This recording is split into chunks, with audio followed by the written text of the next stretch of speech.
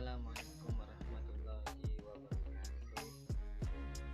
Nama saya Muhammad Radha Wafi dari kelas 4B. Sore ini saya akan menjelaskan tentang Thariqah As-Sam'iyah wa Syafahiyah. Thariqah Sam'iyah wa Syafahiyah ini berasal dari pendekatan komunikatif, yaitu pendekatan yang menekankan hubungan antara lisan dan interaksi sosial, jadi langsung ke praktek penggunaannya. Nah, metode ini ditemukan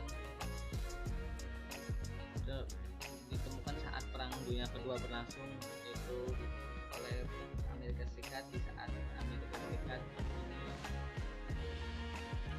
mempelajari bahasa asing lainnya seperti Perancis, Cina, Jepang, dan bahasa Melayu. Nah, Sam'iyah ini berasal dari bahasa Arab, yaitu yang berarti menyimak dari sebuah percakapan, kosakata sedikit demi sedikit. Dan Syafahiyah ini berasal dari bahasa Arab juga berarti lisan, itu dengan artian mengucapkannya. Metode Sam'iyah wa Syafahiyah ini memprioritaskan menyimak dan berbicara sebelum membaca dan menulis. Jadi siswa ini diajarkan terlebih dahulu dengan menyimak dan berbicara sebelum membaca dan menulis.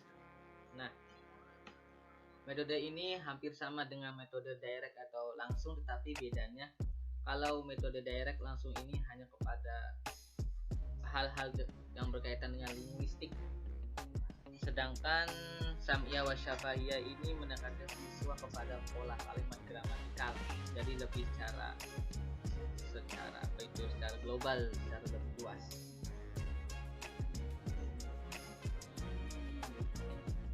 Pembahasan selanjutnya itu menjelaskan tentang ciri-ciri metode Sam'iyah wa Syafahiyah. Nah, metode ini adalah untuk digunakan oleh masyarakat untuk berkomunikasi. Jadi tujuan pokoknya itu untuk bisa bahasa asing atau lebih tepatnya bahasa Arab selain dari penutur Arab asli. Yang pertama, ciri-ciri yang kedua yaitu guru mengajarkan keterampilan langsung sumbernya berasal dari asli primer, yaitu dari penutur asli.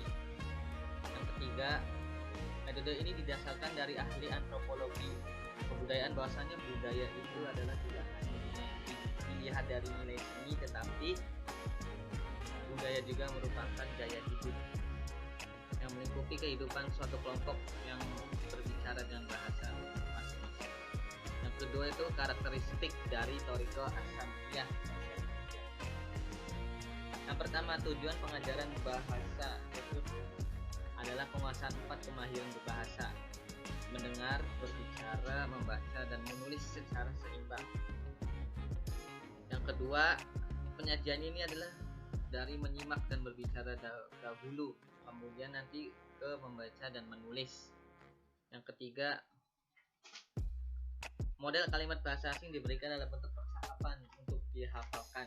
Jadi siswa ini diberi model-model kalimat dalam bahasa asing ini langsung dalam percakapan, tidak hanya membaca saja. Yang selanjutnya, keempat, yaitu menggunakan latihan-latihan pola atau sejumlah drill yang mengikuti urutan stimulus respon penguatan.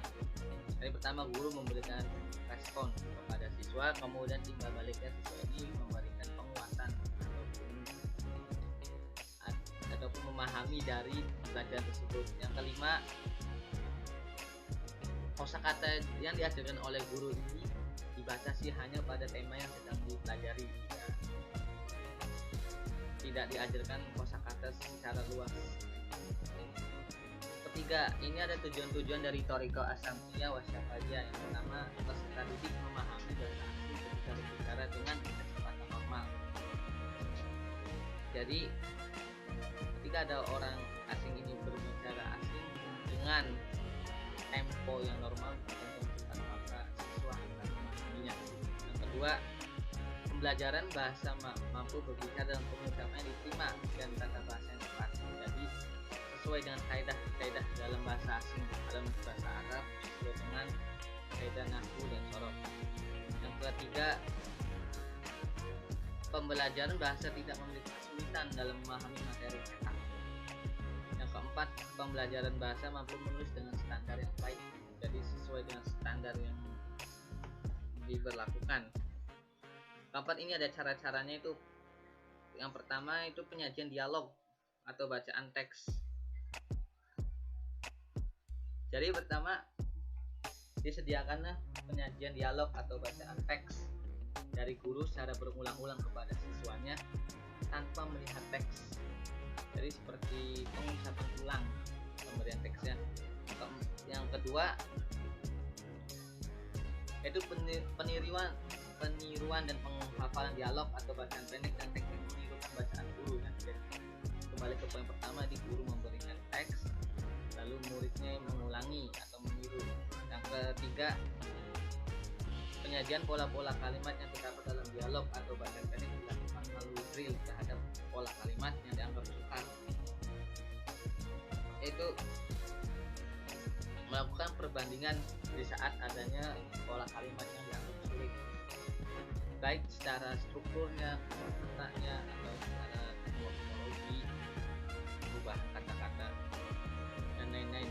Yang terakhir, dramatisasi oleh siswa terhadap dialog atau bacaan pendek nanti di depan kelas secara bergantian. Maksudnya itu dramatisasi dibuat seperti pendek lalu dipraktekkan di kelas secara kelompok, secara bergantian. Yang kelima ini membahas tentang kelebihan dan kekurangan metode Asamiah Wasatiyah. Pertama,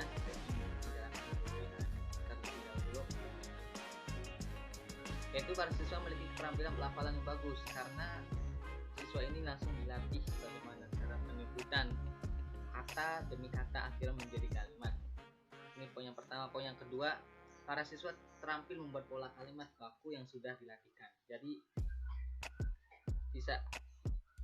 selain pelafalan yang bagus, siswa juga dapat menerapkan kata-kata tadi untuk menjadi kalimat yang baku, kalimat yang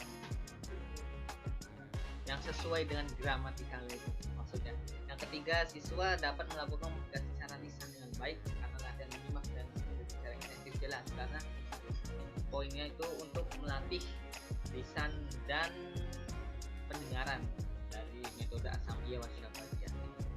Yang keempat, suasana kelas hidup atau lebih interaktif karena para siswa tidak tinggal diam.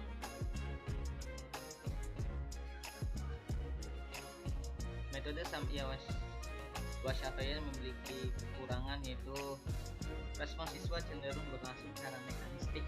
Jadi mekanistik itu secara mekanis dalam artian bahwasannya siswa tidak mengetahui gitu apa yang dijelaskan, karena pertama dari siswa sendiri atau kedua dari dirinya sendiri. Pertama dari siswanya karena tidak ada kata yang mumpuni, dan karena juga dari guru dengan cara penyampaian yang kaku atau penyampaian membosankan. Kekurangan ini juga bisa dipengaruhi oleh gurunya atau siswanya. Siswanya bisa jadi karena tidak mumpuni atau dari gurunya memberikan penyajian yang membosankan, terpaku pada teks ataupun tidak ada inovasi.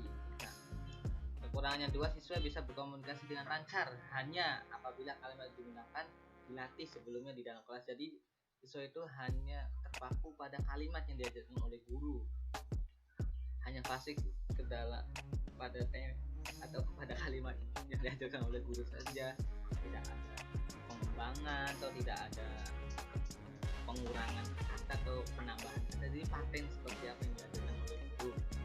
Yang ketiga, ketika kalimat terlepas dari konteks yang diajarkan, maka siswa memahaminya hanya satu makna, padahal bisa jadi kalimat itu memiliki beberapa makna. Nah, kelemahan yang ketiga juga kembali kepada kelemahan yang kedua, yaitu siswa hanya memahami apa yang diajarkan oleh guru saja tanpa ada pengembangan, tanpa ada inovasi kalimat. Jadi hanya yang dipahami oleh guru. Yang keempat, keaktifan siswa dalam kelas adalah keaktifan semi. Maksudnya semi itu bisa dikatakan aktif, bisa dikatakan tidak aktifnya tidak aktif. Ketika aktif, dikala aktif siswa ini hanya mendapatkan stimulus dari guru saja. Ketika tidak dapat stimulus dari guru, maka siswa itu akan pasif. Nah, makanya disebut juga sebagai keaktifan yang semu. Nah, dari semua materi pelajaran yang atau model pertanyaan jawaban itu ditentukan oleh guru, tidak ada inisiatif dari kreativitas siswa. Ini juga kelemahan keempat. Kembali lagi kepada kelemahan yang kedua, yaitu siswa hanya paham kalimat apa yang diajarkan oleh guru tanpa ada inovasi, penambahan, atau tidak adanya kekreativitasan dari siswa atau dari kelas. Sekian dari saya, wassalamualaikum warahmatullahi wabarakatuh.